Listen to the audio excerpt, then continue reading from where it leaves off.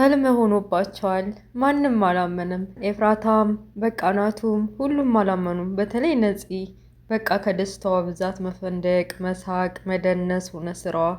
አላመነችም። ሰላም አለይኩም ወራህመቱላሂ ወበረካቱ። ውድና የተከበራችሁ የቻናል ቤተሰቦች ሙስሊም ክርስቲያን ወገኖቼ ሰላማችሁ ይብዛ። ለቤት አዲስ የሆናችሁ ሰብስክራይብ በማድረግ ተቀላቀሉ። ነባሮች ደግሞ ላይክ፣ ሸር ማድረጋችሁን እንዳትረሱ። የሀረግን ድራማ ይዤላችሁ መጥቻለሁ። አብራችሁ ይቆዩ። የሀረግ ድራማ ሲጀምር ናታ በቃ ተጠርቶ ያፌት ተብዬው ሚስቴን ፍቅረኛዬን ኤፍራታን ይዞ ስለሄደ መሄድ አለብኝ ብሎ ጨክኖ ኮስተር ብሎ ሄዷል። የደረሰበትና ያገተባት ቤትም ደርሷል። እሱ ጋር መጋጠምና ፍቅሬን ማዳን አለብኝም ብሎ አስቧል። እንዳሰበውም ሄዶ በቃ ጠጉሯን ይዞ አንገቷን ይዞ እያሰቃያት ስለነበረ እሷን ተዋትና እኔ ጋ ተፋለም፣ እኔ ጋ ነው ወንድነት ማሳየት ያለብህ፣ ከእሷ ጋር ሆነ እንደዛ ከምትል ለምን እኔ እናንተ ሆነ ቦታ ሄደና ነው አይዋጣልንም ተባባሉ። ያፌትም ኧረ እባክህ ተው እንጂ የኔ የምትላትንማ ካላሳጣሁህ እኔ አይደለሁም እያለ ማስመሰሉን ቀጠለ። ሳያስቡት እየተጨቃጨቁ ምን ያክል እንደሚወዳትና ምን ያክል እንደሚያፈቅራት እየነገራትም ለሱ መኖር እንዳለባትም እየነገራትም ልጇ ከሞተ በኋላ ተስፋ ቆርጣለች። ብዙም መኖር አያጓጓትም። ለእኔ አታስብ አትጨነቅ ስትለው ግራ ገብቶታል። እሷም በየትም መንገድ ማስለቀቅ እንዳለበት ስለገባው ከኋላው ያላስበውና ያልገመተው ነገር ተፈጠረ። አቤል እህቱን ፂን ይዞ መጣ። ምናልባት ያስፈራርቶት ይሆን እንዴ? እስከ ዛሬ ይሄን ያክል ዓመት ሙሉ ያፌትን አግተን ከኔ ጎን የቆመ መስሎ ነበር እኮ። ጭራሽ ባንድ እህቴ መጣ ማለት ነው?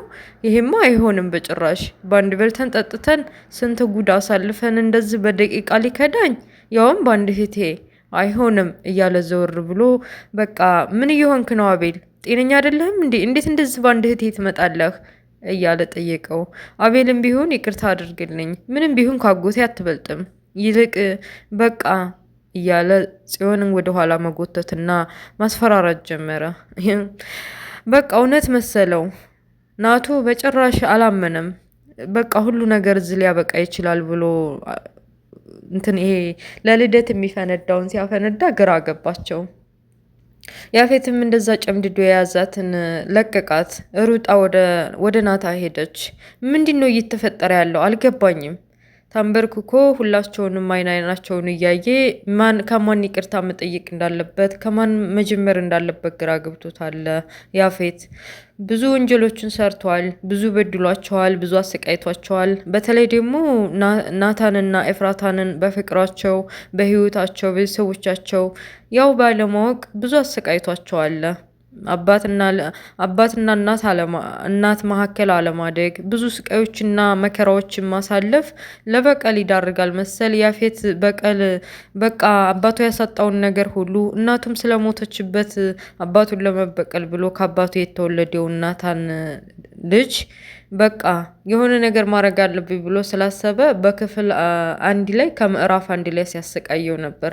ያንን ሁሉ ረስቶ ካገተው በኋላ ተጸጽቶ በአቤል ምክንያት ተረድቶ አቤልም ከኋላ እኔ ረዳሃለሁ፣ ሁላቸውም ይቅርታ ልባላቸው።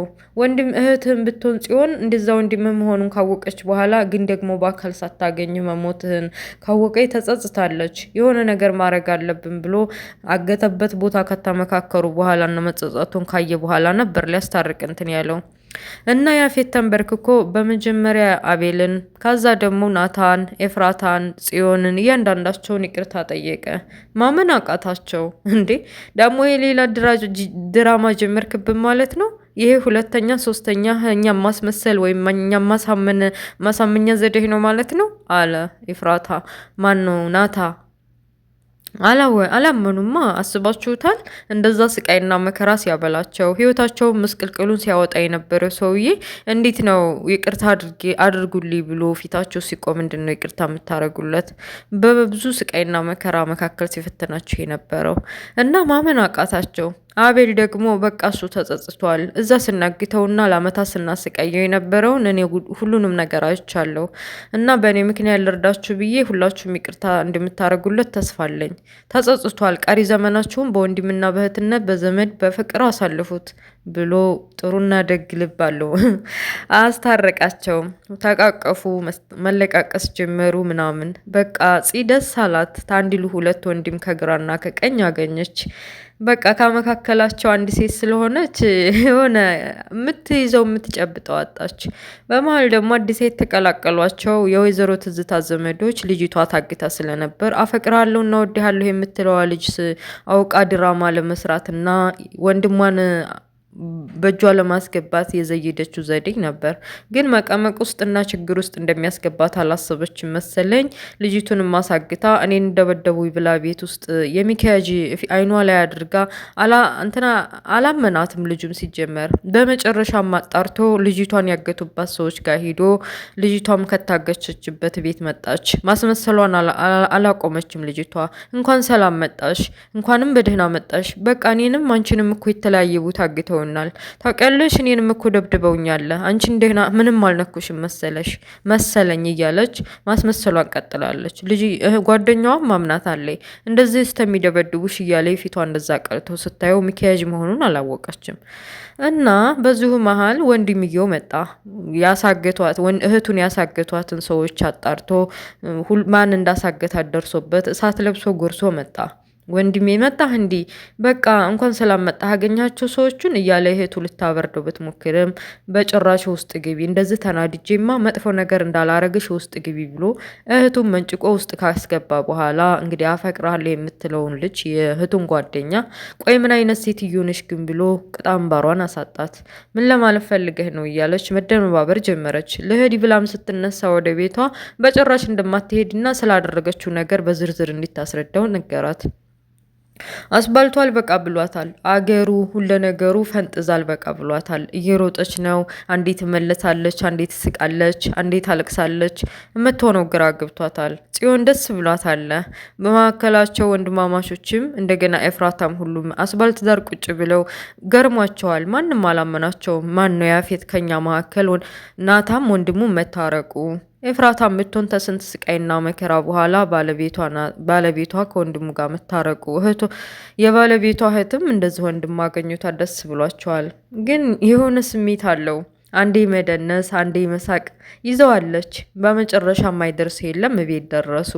እቤት ከደረሱ በኋላ ጽዮን የለመደችውን ቀልድ ልጀምር ነው። ደህና ነሽ? በቀደም ያው የኤፍራታ ወንድም ስሙ ጠፋብኝ፣ እሱ መርዙን ሰጥቷት ታማ ሐኪም ቤት ስለነበር ስለ ህመሟ አነሱና ሁለታቸውን ብርግግ አሉ። አሟት ነበር እንዴ? አልሰማሁም እኮ ምን ሆነ ያመማት እያለ ያፌትማ ከድሮ ጀምሮ በስስት ያያት ነበር። እንኳን አሁን ታርቀውና እና ምን ሆነች አሁን ምን አገኛት? ቼክ መደረግ አለባት፣ ሐኪም ቤት እንሄድ እየተባባሉ አሁን ደህና ነኝ እያለች ቤት ሄደች። እቤት ከደረሱም በኋላ ያው እንደለመደችው ፌንት በላች። እሷ ቀልዷን ነው በቃ የትኞቹ ወንድሞቼ እኔና አብልጠው እንደሚወዱ ለማወቅ ብዬ ነው ብላ ሁላቸውም ድንግጥ ብለው ጤነኛ አይደለሽም እንዴ? ቆይ አሁን በዚህ ሰዓት ይቀልዳል?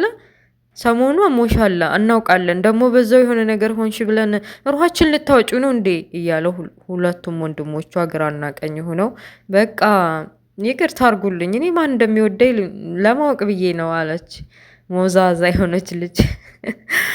እና ሁላቸውም ያው በስስት እንደዛ አትቀልጂ ሁለታችሁን በቃ ሁለተኛ እንዳትቀልጂ በዚህ ብለዋት የራሳቸውን ህይወት ለመቀጠል እና በተለይ ያፌት ደግሞ ከሰራው ወንጀል አንጻር ወደ ውጭ ወጣ ማለት እንደሌለበት ያለውን ነገር ሁሉ አስተካክለህና መጸጸትህን ሁሉን ነገር ተስተካክሎ ሌላ ስራ እስከምጀምር ድረስ ወጣ ማለትህን ማቆም አለብህ ብሎ ማታ አስባልት ለብ ወክ እያረጉ ነው። ወንድማማቾች ደስ ይላል። ከስንት ስቃይና መከራ በኋላ ታርቀው በምሽት እየተወያዩ ነው ናታና ያፌት።